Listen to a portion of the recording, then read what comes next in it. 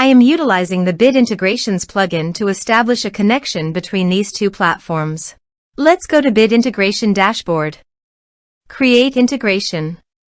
Search and select Groundhogg. Select a form. Contact create. Next. Search and select SureCart for action. Here give the meaningful integration name as you want. Here need the app API key for authorization. To get API key, please visit the SureCart. Click the new API key. Give the meaningful token name, then click Create.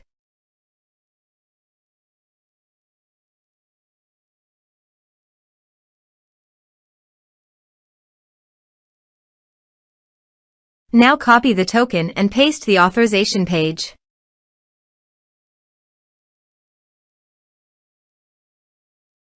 Now click Authorize. Authorization is successfully done. Click Next. Select the action. Now map the field.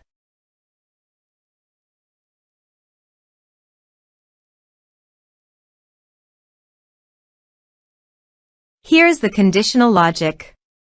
You can use it if you want. If the condition matches, then the data will be sent. Click Next. Now save the integrations. Now go to SureCart settings and select the connection. Now copy the token and paste it here, then click Save. Go to Groundhogg Dashboard and Contact. Add new.